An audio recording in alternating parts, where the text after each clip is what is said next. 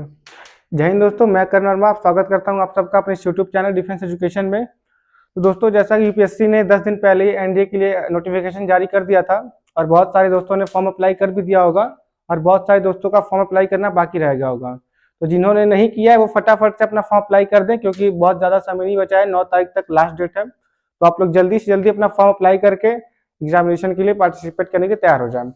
और जिन्होंने अपना फॉर्म अप्लाई कर दिया उनके मन में नेक्स्ट ख्याल आता है कि अब फॉर्म तो भर दिया है, अब उसकी तैयारी कैसे करें। उसके लिए स्ट्रैटेजी बनाना सबसे इंपॉर्टेंट चीज होता है। तो उनको कैसे उनको पूरी प्लानिंग तैयार करनी है, कैसे उनको पूरी तैयारी करनी है, तो मैं अपना वीडियो लेकर आया हूँ उन्हीं सारे स्टूडेंट के लिए जो अपना स्टडी नहीं बना पा रहे हैं। तो जैसा मैं आपको पहले एग्जामिनेशन के बारे में थोड़ा सा बता देना चाहता हूँ कि यूपीएससी का जो एग्जाम होता है वो 2 पार्ट में कंडक्ट होता है। जो पहला आपका एग्जाम होता है वो होता है पहला जो एग्जाम होता है आपका वो होता है मैथमेटिक्स का।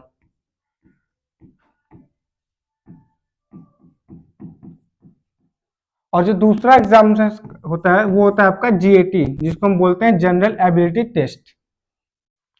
तो मैथ्स होता है आपका 2.5 घंटे का और जीएटी भी होता है आपका 2.5 घंटे का।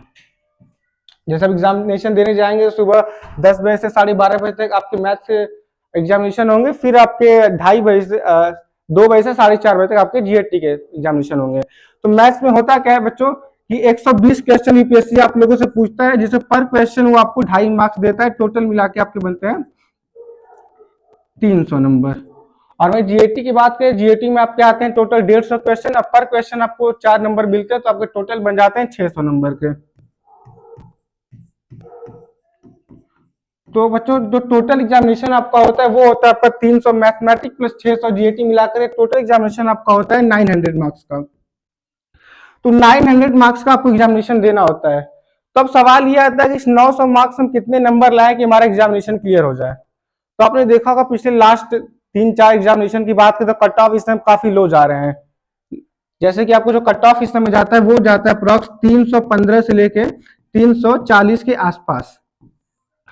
तो अब काफी सारे बच्चे जिनका कॉन्सेप्ट उतना क्लियर नहीं है, उनको मन में ये आता है कि हम ये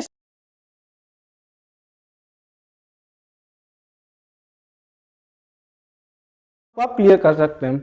तो चलिए स्टार्ट करते हैं मैथमेटिक्स से।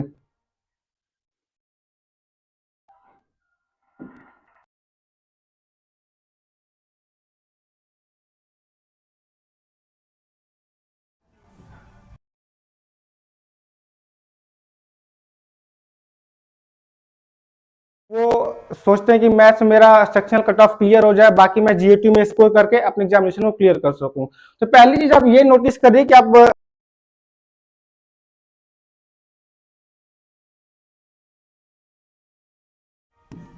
दूसरा अप्लाई करते हैं एयरफोर्स के लिए, तीसरा आप अप्लाई करते हैं नेवी या नेवल एकेडमी के लिए।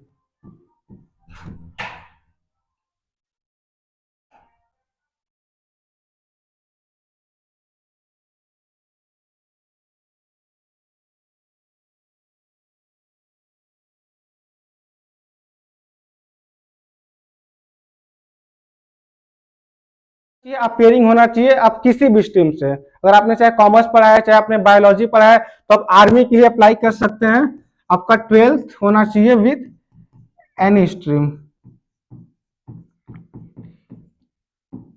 लेकिन अगर आप एयरफोर्स और नेवी ज्वाइन करना चाहते हैं तो आपको 12th में फिजिक्स और मैथमेटिक्स कंपलसरी सब्जेक्ट के तौर पे होना चाहिए।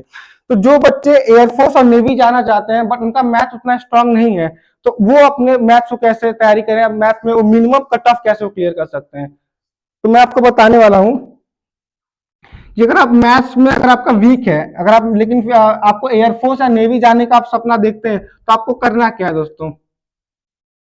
तो जैसा मैंने बताया मैथ्स आपका होता है 300 नंबर का और आपका जो जीएटी होता है वो 600 नंबर का।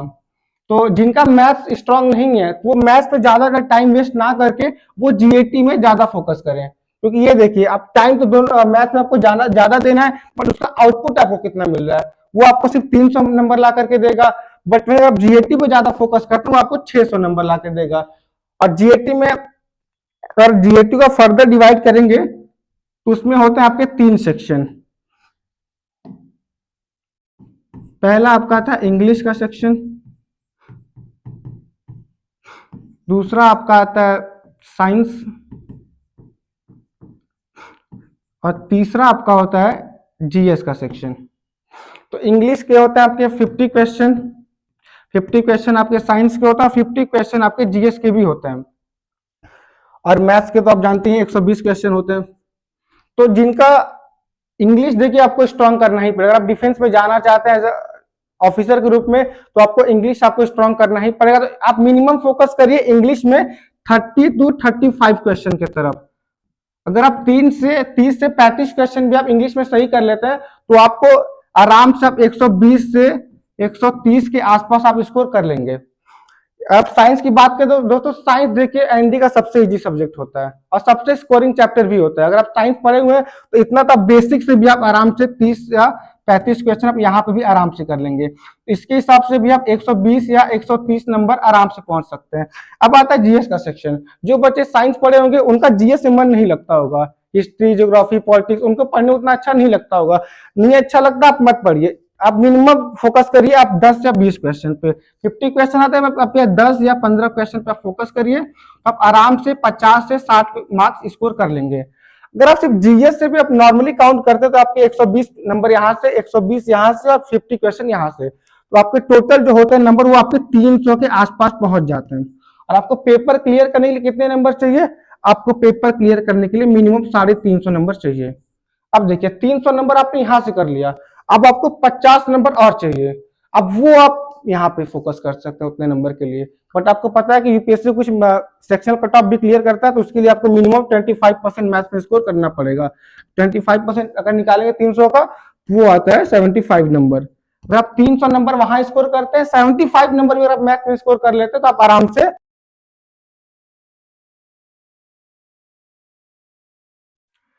तो दोस्तों आई होप आप सभी को ये वीडियो पसंद आया होगा, और आपको डिफेंस रिलेटेड किसी भी एग्जामिनेशन के लिए आप तैयारी कर रहे हैं, आप एनडीए, सीडीएस, एयरफोर्स, अग्निवीर किसी भी एग्जामिनेशन के लिए तैयारी करते हैं, तो आप हमारे चैनल के साथ हमेशा जुड़े रहिए। चैनल को सब्सक्राइब करिए, वीडियो को लाइक करिए, और हमेशा ऐसे ही इन्फॉर्मेटिव वीडियो आपको हमारे चैनल पर मिलते रहेंगे। तब तक के लिए धन्यवाद।